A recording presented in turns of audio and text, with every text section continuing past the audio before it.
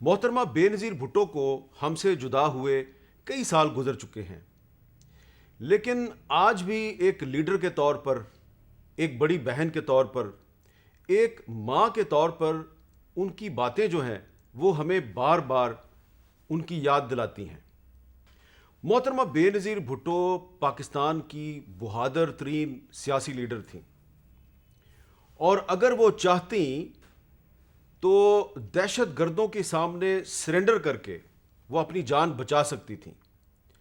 لیکن انہوں نے سرنڈر کرنے کی بجائے دہشت گردوں کی آنکھوں میں آنکھیں ڈالیں، ان کو للکارا اور اپنی جان قربان کر دی۔ مجھے آج بھی شہید محترمہ بے نظیر بھٹو کے ساتھ اپنی آخری ملاقات یاد ہے۔ اسلام آباد میں اس ملاقات میں انہوں نے مجھے کہا کہ اگر میری جان کو کوئی خطرہ ہوتا ہے یا مجھے کچھ ہو جاتا ہے تو یاد رکھنا اس کا ذمہ دار جنرل پرویز مشرف ہوگا، اور آپ نے اس کو بے نقاب کرنا ہے۔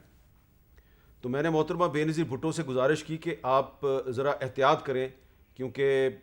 آپ چارسدہ گئی تھیں، وہاں پہ بھی آپ پر حملے کی کوشش ہوئی، آپ اور بھی پبلک پلیسز پر جا رہی ہیں، تو آپ ذرا محتاط رہیں۔ تو محترمہ بے نظیر بھٹو نے کہا کہ اگر میں نے احتیاط کے نام پر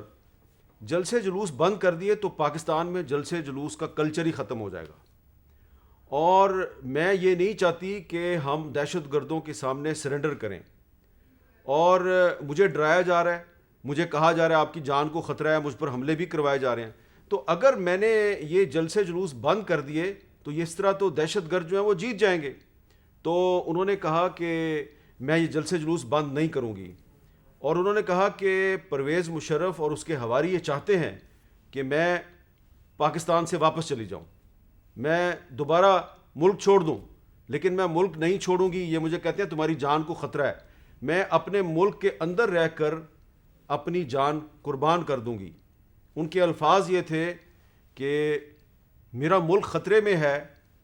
اور جن دہشت گردوں کی وجہ سے میرا ملک خطرے میں ہے میں ان سے لڑنے آئی ہوں، میں اپنی جان قربان کرنے آئی ہوں۔ اور اس گفتگو کے کچھ دن کے بعد